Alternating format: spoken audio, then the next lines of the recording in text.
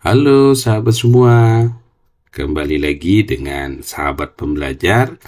Menu yang kedua yang akan kita bahas di manajemen ijazah itu adalah pengelolaan data induk ijazahnya atau manajemen ijazahnya. Nah, di sini ada menu relasi legalitas, ada DNS, ada DNT, ada pengelolaan ijazah.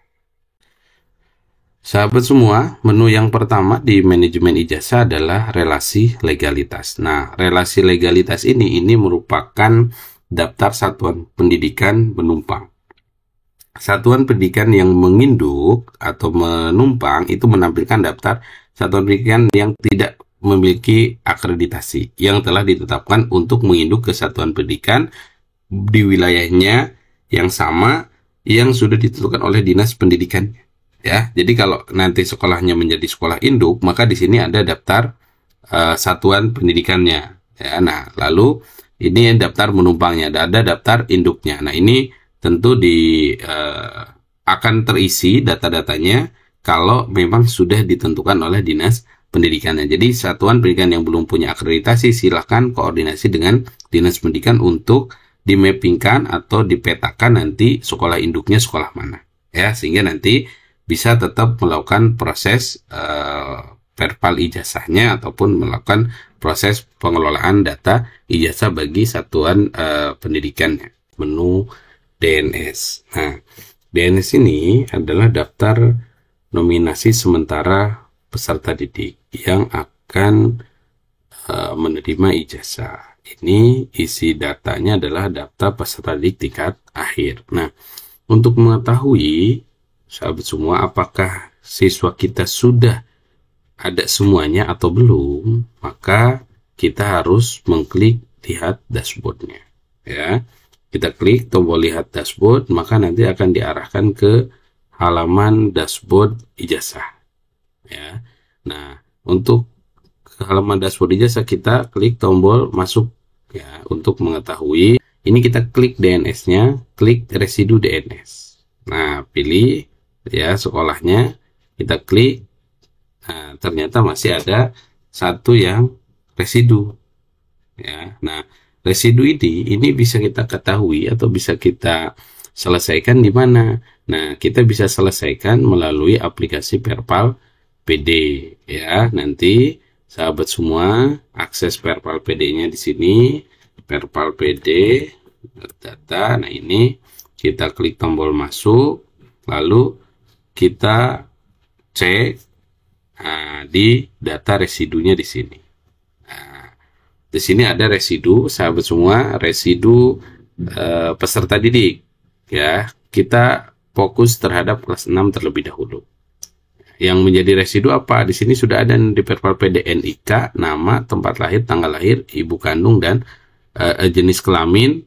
Itu yang menjadi residu, berarti data NIK. Data kependudukan yang menjadi residunya. Oke, kita klik tanda orangnya. Nah, nanti kita akan diarahkan ke data atributnya. Kita klik quality controlnya. Nah, ini yang menjadi residunya nih. Ini yang harus kita selesaikan. Silakan koordinasi dengan Dukcapilnya, NIK-nya dipadankan terlebih dahulu. Ya, setelah nanti selesai, baru akan masuk ke DNS, dan di manajemen ijazahnya nanti akan berjumlah menjadi 25 orang. Nah, ini masih ada sekitar satu orang lagi yang belum masuk karena di sini masih 24 orang. Ya, seperti itu ya sahabat semua untuk menyelesaikan residu sehingga nanti bisa masuk ke menu valid DNS. Di daftar DNS ini kita bisa klik ya, bisa klik profil peserta didiknya. Kita klik tombol contoh begitu ya, ini nama peserta didiknya, kita klik profil peserta didik ya. Nah, bisa diklik. Nah, ini akan diarahkan ke Perpal PD, daftar peserta didik dan sebagainya begitu ya. Ada rekam didiknya mulai dari TK ya, dan sebagainya begitu ya. KB, TPA kalau memang ada, nanti ada rapotnya ada ijazahnya. Nah, ini kalau memang sudah nanti begitu ya, sudah punya ijazah, ada nomornya, ada nomor seri, tanggal terbitnya. Nah, ini ada quality control sama ya, yang tadi sudah disampaikan juga. Oke. Nah, di sini setelah kita cek DNS-nya sudah lengkap, sudah sesuai, namanya siapa, tanggal lahir, tempat lahir, begitu ya, tingkatnya kelas 6, kurikulumnya kurikulum sesuaikan ya, kurikulum SD Merdeka atau kurikulum K13 ya. Oke, lalu fitur kedua itu adalah penetapan kelulusan. Nah, karena penetapan kelulusan kita klik yang belum ditetapkan. Ini kan masih kosong nih ya. Nah, ini penetapan kelulusan ini silakan melakukan penetapan kelulusan peserta didik. Pastikan seluruh peserta didik telah ditentukan status kelulusannya untuk dapat menerbitkan SK penetapan ya. Untuk dapat SK penetapannya. Oke.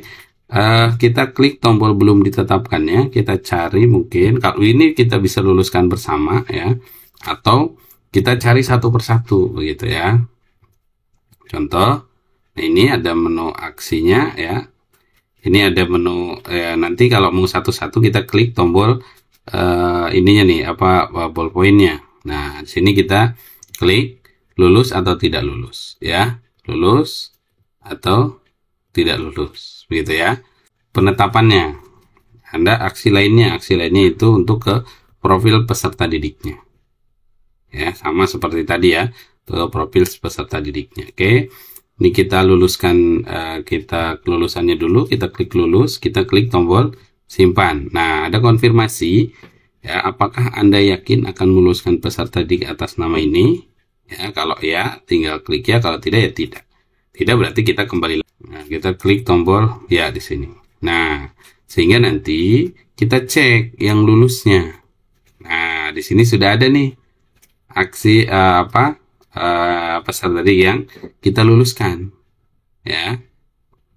Lalu kalau kita mau batalkan lagi ya nanti kita batalkan. Ini bisa ya gitu ya.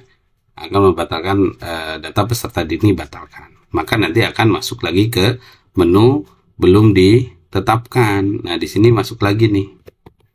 Ya. Nah, ini masuk lagi. Oke. Jadi ini pun bisa kalau kita contoh begitu ya nih. Nah, itu akan masuk ke sini. Nah, di sini di belum ditetapkannya itu sudah tidak ada, sudah hilang daftar nama peserta didiknya. Kita cari lagi. Nah, ini sudah hilang. Nah, ini kalau tidak jadi, kita klik tombol tanda silangnya di sini, kita kembalikan lagi ke belum ditetapkan ya. Nah, seperti itu ya sahabat semua untuk meluluskan ataupun menggunakan menu penetapan kelulusan. Sahabat semua, setelah kita melakukan penetapan kelulusan, maka langkah selanjutnya adalah melakukan unggah SK penetapan. Nah, SK penetapan ini dalam rangka tentu proses penetapan kelulusan peserta didik ini harus diunggah. Ya, harus disampaikan. Nah, sebelum itu, sahabat semua, unduh dulu formatnya.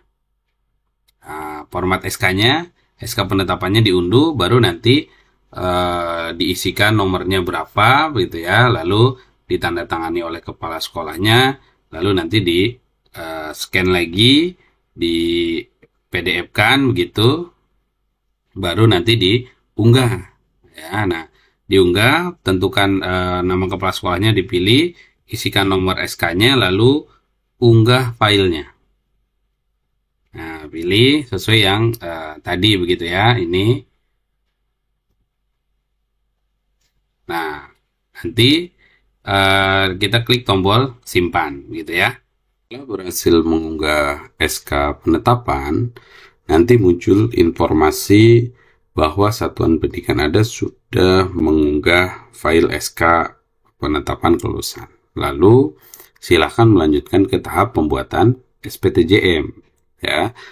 Nanti ada juga informasi nomor penetapan kelulusannya berapa, kepala sekolahnya namanya siapa, tanggal penetapannya tanggal berapa, sama jumlah peserta didiknya.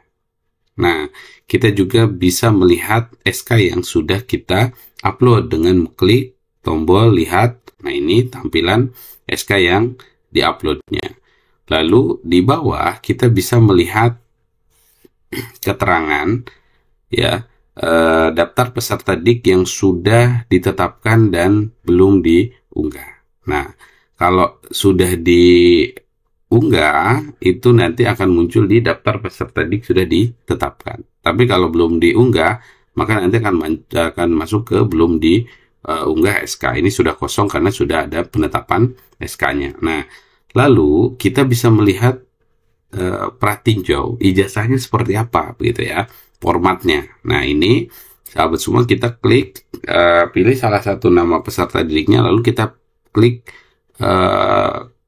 icon yang seperti dokumen ini ya. Nanti kita klik pratinjau, maka memunculkan contoh ijazah begitu ya. Ini pratinjau atau draft ijazahnya ya. Nanti nomor ijazahnya dan sebagainya ini sesuai dengan regulasi yang terbaru begitu ya. Oke. Pastikan namanya sudah sesuai, tempat lahir, tanggal lahir, nomor NISN, pastikan sudah sesuai sebelum kita lanjut ke pembuatan SPTJM dan sebagainya ya. Pastikan data-data ini ya, data-data yang ada di pratinjau ijazahnya itu pastikan sudah sesuai ya. Kalau sudah, maka kita bisa lanjut ke, kalau karena ini sudah ditetapkan, maka kita bisa lanjut ke menu pembuatan SPTJM ya. Nanti kita klik pembuatan SPTJM-nya. Nah, nanti sahabat semua bisa klik tombol unggah SPTJM. SPTJM-nya telah ditandatangani oleh Kepala Satuan Pendidikan dan dibubuhi materai 10.000. Nanti kita klik tombol SPTJM-nya, baru kita unggah begitu ya, lalu kita klik tombol simpan ya. Nah, SPTJM, maka nanti sahabat semua bisa melihat daftar peserta DIK yang sudah ditetapkan ya. Ini daftar peserta DIK yang sudah ada SPTJM-nya ya, sesuai dengan daftar DNS-nya. Pastikan daftar peserta didik ini sama dengan data di valid DNS-nya ya. Nah, ini untuk SPTJM-nya, nomor SPTJM-nya berapa, ini pembuatan SPTJM-nya, nomornya berapa, nama kepala sekolahnya siapa, jumlahnya berapa, lalu tanggal buat SPTJM-nya tanggal berapa ya. Klik tombol unggah SPTJM untuk melampirkan SPTJM yang telah ditandatangani oleh Kepala Satuan Pendidikan ya. Pastikan nanti sudah diunggah file SPTJM-nya dan sudah ditandatangani oleh kepala sekolah ya. Nanti kalau belum unggah SPTJM, maka akan ada data di sini ya. Nah, ini contoh yang sudah pembuatan SPTJM. Sahabat semua, terima kasih sudah menyaksikan video kami. Mudah-mudahan ini bisa menambah informasi dan wawasan bagi sahabat semua dalam pengelolaan aplikasi manajemen ijazah. Sehingga sahabat semua, ijazahnya nanti bisa dicetak, siswanya bisa dapat ijazahnya, prosesnya tidak ada yang salah sehingga tidak perlu mengajukan pembatalan. Jangan lupa sahabat semua untuk like, komen, share, dan subscribe channel ini. Terima kasih.